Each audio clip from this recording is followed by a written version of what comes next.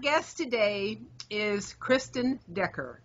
Kristyn is the president and founder of Sound Choices Coalition, which is an organization that is making a tremendous difference in the problems of polygamy. Welcome, Kristyn. Hey, good to be back, Rebecca. I want you to tell us just what happened with that 8-1 vote in Utah. Oh, you're jumping there. Okay. Yes. Well, it was pretty scary and exciting. At first, we weren't too thrilled about the bill, the House Bill 281. We were very concerned that it was just another way to put off us as opposed to being, opposed to polygamy. We were worried that this was a way to just placate everyone in polygamy. And we found out from speaking with higher people in the AG's office and so forth that it was going to be a good bill. And the reason for that is they felt that they may not have any other chance to keep polygamy illegal because, as you and most people know, that Chief Justice Waddups decided polygamy would be decriminalized because of the cohabitation laws that said, oh, you can sleep with whoever you want and anybody has a right, and this is consenting adults. And as we know, we went over that lots of times before. But they felt that this was the only way to redefine the cohabitation law. So instead of trying to figure out how and round and going round and round and around that, because people do have a right to sleep with whoever they want and so forth, if it's consenting adults, then it would be that they had a representative, or the representative did this, came up with the idea that if they purported to be married, because they are not married, in the eyes of God, they may be in their religion, but not legally, they are not married. They are not married in the state of Utah. And so his name is John. I'm spacing his last name right now, but he decided that polygamy, in his proposal, he said polygamy was to remain illegal indefinitely forever. The Utah Constitution says that it provides that polygamy will be prohibited forever. And so Representative Noel, decided that this would be an effective way to keep polygamy prohibited in Utah. It would give people the right, I guess, to cohabitate. In this law, it also talks about under 18, if anyone marries or even purports to marry, that's the clause right there. It's about purporting to be married. And if anybody claims or purports to be married to anyone but their legal wife, then they can be charged with polygamy. And so we were thinking of the coalition, oh my gosh, this doesn't stop abuses, this doesn't stop any of the crime, it doesn't stop anything that's going on and that has been going on forever.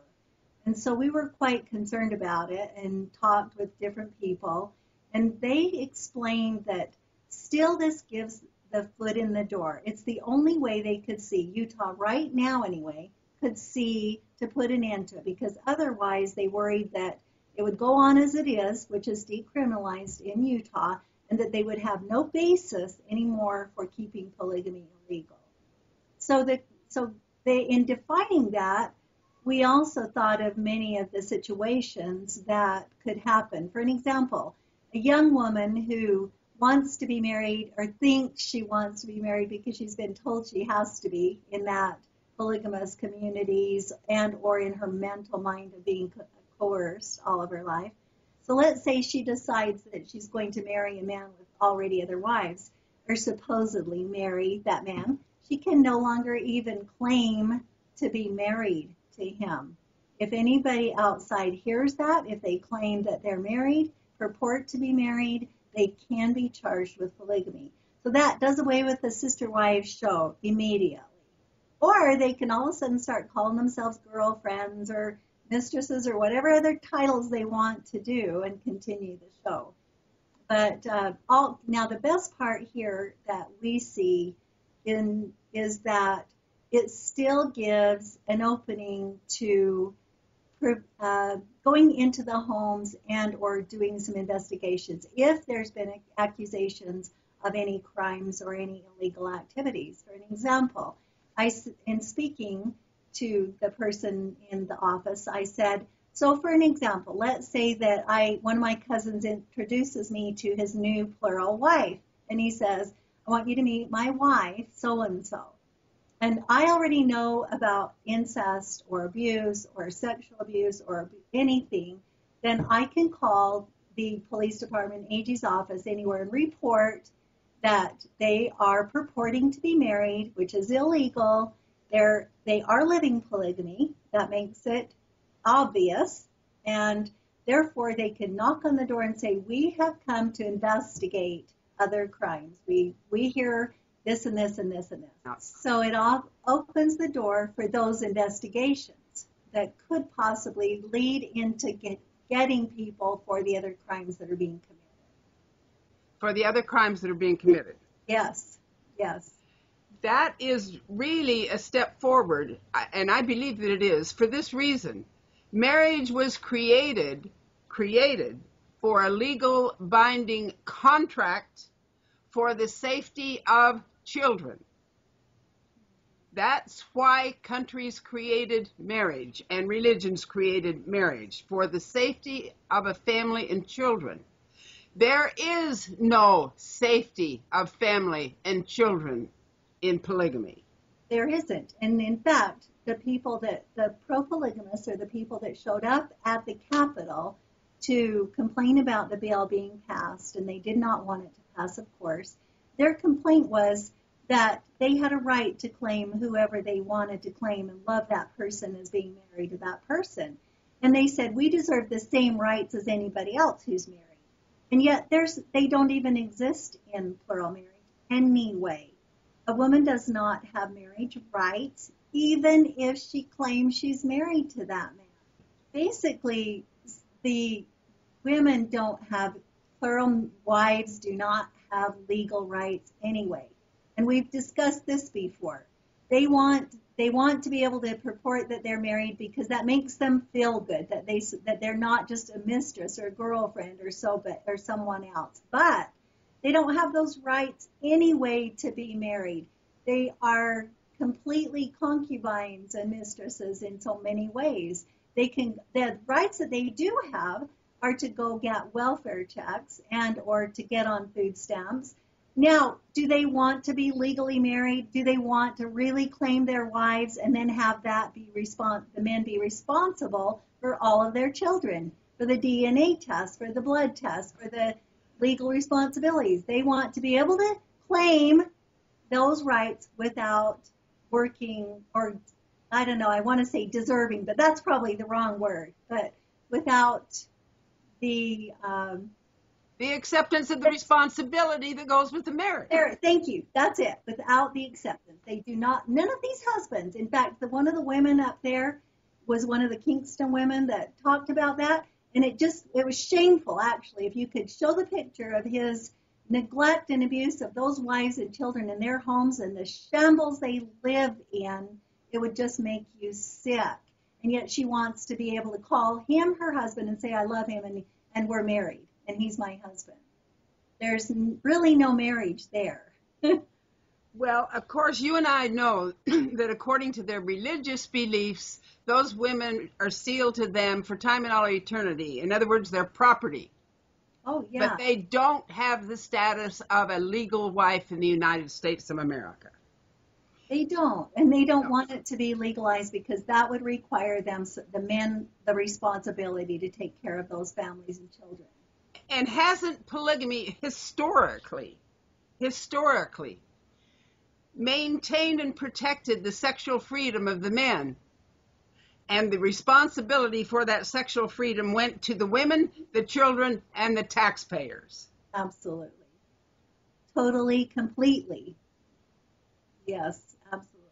So this keeping polygamy illegal in Utah is actually a step in the right direction of solving some of the financial, emotional, physical, and sexual abuse of the wives, the children, and the people involved in polygamous communities? Rebecca, we're so hoping that it is. We're hoping that our current AG, Sean Reyes, really will use this tactic, not just say that, because we've heard that before for forever. Well, we're going to keep it illegal so that we can have a foot in the door to the crimes and the other abuses that are going on. And yet they haven't used that to do that. And now I get the promise that it will be used, that this being illegal will open the door to people going to do the investigations to search for other abuses. So, yes, we're really counting on that happening in Utah. And, well, everywhere, I hope. I want to say that I asked our, one of the representatives, someone in the House, about what would happen if we could ever have a court case reference like Canada did, where they completely took this to the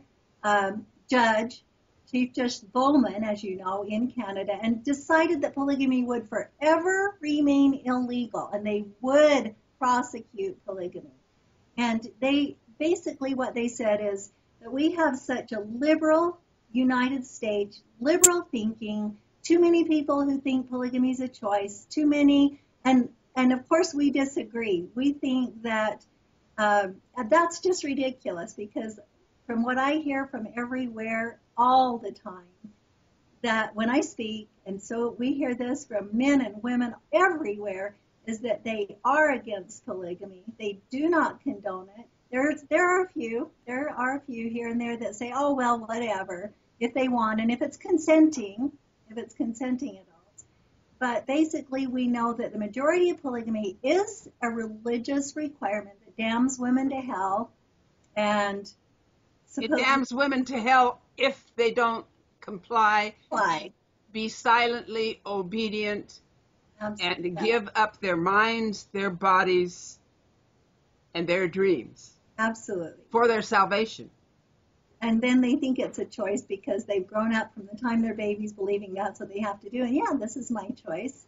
Anyway, basically what they said was they didn't perceive that that would ever happen. I'm not giving up on that hope that someday, maybe not in my lifetime, but hopefully in my children's lifetime, if not at least the grandchildren's lifetime, that they will end this human rights violation to women and children and to the society. Just put an end to it and stop all this bull. You know, in other countries, they're doing that everywhere. They're putting an end to polygamy. And they're seeing this as not a human rights. I think that people that don't understand what polygamy really is don't have a clue. I hear that a lot. They go, oh, I didn't know that. I didn't understand that this is where, you know, there's so much education needed to still go on about what polygamy looks like and what it really is. Yeah, very few people realize that polygamy is a form of slavery. Yes, modern-day slavery. Yes. Absolutely. When children are bred like cattle, and so many of them, just as soon as they're old enough to conceive, the child-bride ratio is extremely high. It's high in polygamy more so than other cultures. Oh, yes, absolutely. It really is. And that's a choice. A child isn't even old enough to make that choice. Right.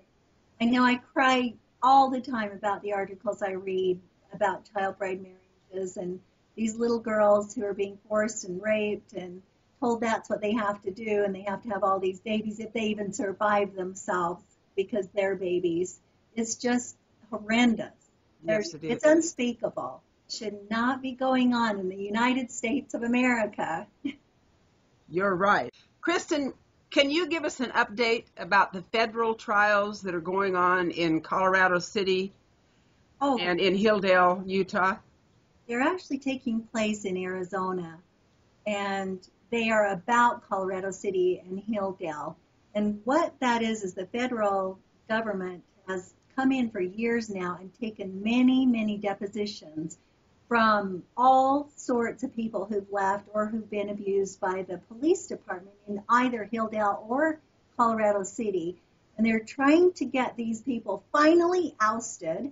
Arizona and Utah have had many cases come before them. They have, the people have won a few, but they still will not get rid of those police, the municipalities that are running that city, at both cities, which are just basically one, people call them Colorado City or the CREAC, and they have been in court now for going on this week, 5 weeks, I believe.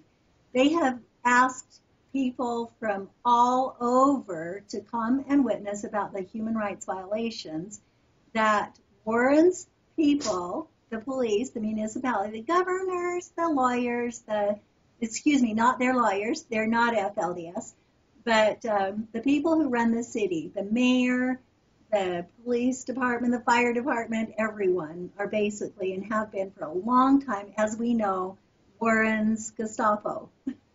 His God Squad. His God Squad. Yes. And doing whatever Warren asks or tells them to do. The court case that they have had a lot of people who left. In fact, one of the men, Philip Barlow, I believe his name is, was right on the police force. He testified in court pro Warren and talked about how wonderful he was, and no, they didn't do this, and no, they didn't. He basically lied, and he has taken the stand and talked about all the lies that he told in court because he was told to do that by Warren. The court has given him, I believe, it's not amnesty. That might be the word, but he won't be charged for lying in court because now he's telling the truth and talking about how they were told over and over and over and over again by Warren and Lyle to Warren Jeffs, as everyone knows, and Lyle, his brother, who is running the city, the FLDS part of that, to do what they've done. They have committed all sorts of illegal things and not protected people who have left. They have actually treated them terribly, shut off their water, not respected them. If there's been problems in the household, say domestic violence, they won't come to help them unless they're FLDS. They've done so many things that are wrong and illegal in the name of Warren or in the name of religion. And yet their lawyers claim that that's absolutely not true, of course, and that if anything, it's the other way around and that they've been protected and done their jobs. And of course, also, they're calling it religious persecution. We've heard that all of our lives, that we're all just against them and all this, and the federal and everybody else are just persecuting them for their religious beliefs. Warren is still running the cult from prison. Yes. And there's evidence all over that he is doing this. And he has sent, 14 or 15 men to physically breed the women, and the husbands and wives can't have sexual intercourse anymore, that all sexual intercourse will be confined to those men because they're going to produce the royal seed. He has said that the women can change their name to Jeffs. Oh, yeah. And he has said that there must be 2 men of the priesthood that watch this sexual cohabitation to see that it's done correctly. I wouldn't doubt one single bit if it's recorded. Yes, so there is no reason for Barlow not to realize there is so much truth out that he will be believed. It's just been horrible because he is such a perverted, terribly sick man that he would not stop at anything to get his jollies. And this is just another way that we believe that he's getting his whatever he wants in prison that he doesn't get to have anywhere else. And he's going to continue to do and be just as sick as he ever was. Yeah, Warren is pretty sick.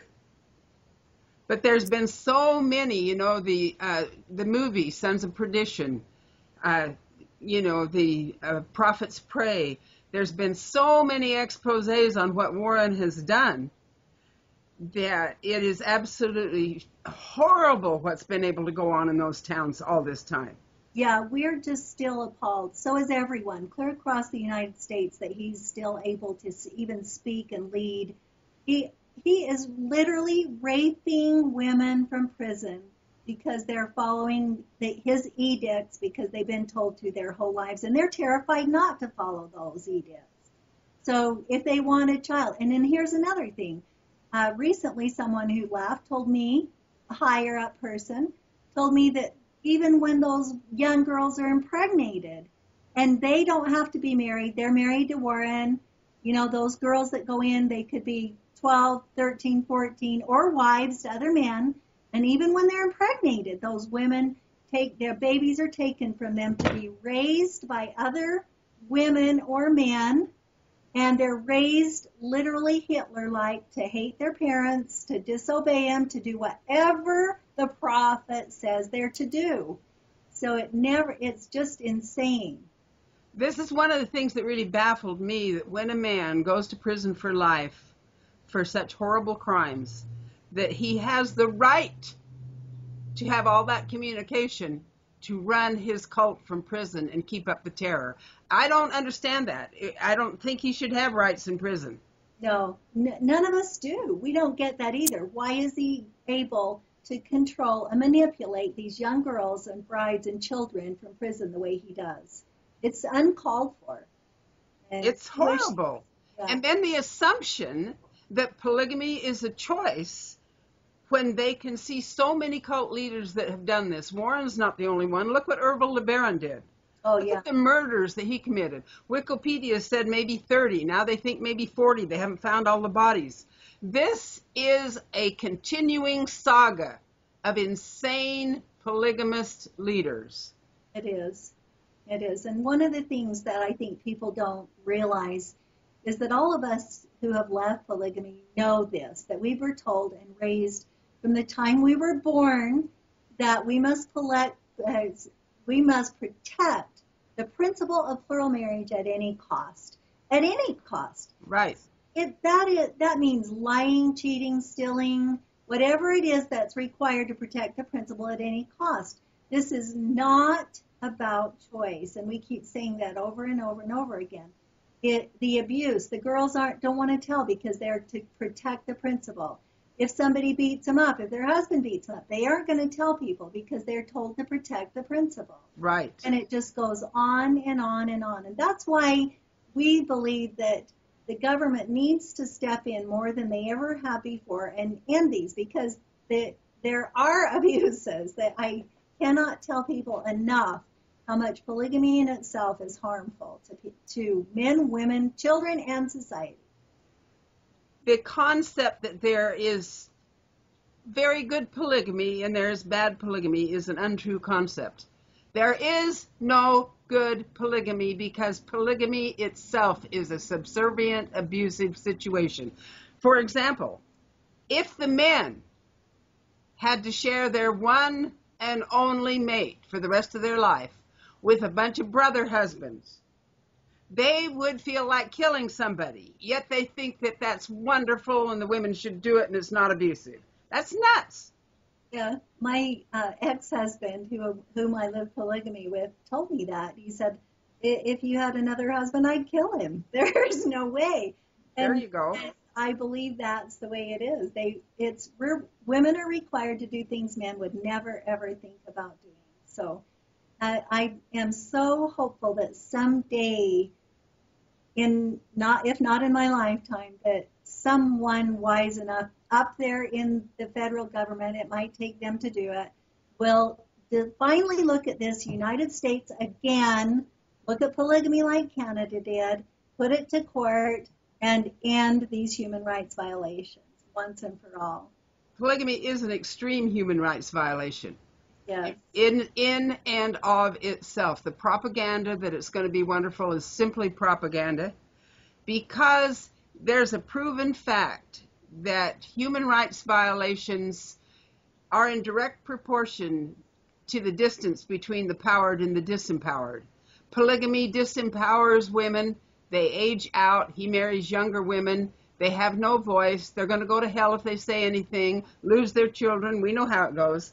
My polygamist husband told me that I was immoral if I didn't enjoy him having other women. I was immoral. My mother, I was just the other day talking about my mother. I asked her in her older age if she and my father had sexual relationships. And I mean, of course, she was just appalled that I'd even dare ask her that in the first place, because you don't talk about those things. But I wanted her to answer me, so I pushed her, and she said, "No, honey, we don't. And your father has younger wives, and they're still going to have babies, and we don't have sex anymore." And I said, "Well, how do you feel about that?" "Well, that's the way it's meant to be. That's what life is about." And it broke my heart. Even then, it broke my heart that my mother could not have a partnership and a relationship with her husband, with her only husband, and that he's busy making babies with younger women. And Right. And she will never have a lover again in her life. yeah. And that's justice, right? That's holy. Another thing that I hear women talk, and I'm very pro-choice, and I believe we are in many ways pro-choice. The difference when I talk to women and men and say, okay, let's say for an example that you and your girlfriend have never known polygamy before, you decide you want to try it, you want to live with the other person's husband, and you're all in agreement. That's what choice is. And if it doesn't work, you leave, and you don't have to go to hell about it, and you don't have the repercussions, and you don't have family disowning you, and you don't have all the things that are going to go bad, and you haven't had a passel of kids to fight over and argue about, and who's going to get what. So let's say that's real choice. Yes, I'm pro that choice. I think that's just fine for anybody to do. But the laws are made, or should be made, to protect the majority across the whole country, and the majority of polygamy is completely the opposite of that. So therefore, we have to sometimes be submissive to laws that we don't like. I mean, if somebody wants to smoke marijuana, then we don't like that right now. It's illegal. We might need to be submissive to that. But it's the same with polygamy. We might want that choice as adult people and women and men, but I think it needs to not be, because it's more abusive by far to the majority of people than it ever will be, ever, to the very, very, very, very few minute people who might choose to really, genuinely choose to do that. Religious polygamy in all religions, all of them, is not a choice for women. It is coercion. They have to live it to save their soul. And I'm talking about Islam, FLDS, a lot of Christian religion, polygamy. The reason they use God to hit them over the head with is to control them and take away their rights. Absolutely. It is not equality. And if there is no equality, then it's an injustice. Therefore, there is no good polygamy. If 3 people live together and there is equality and one can leave, that's different. But you're not bringing in the religious aspect of damnation, losing your children, which goes along with all religious polygamy.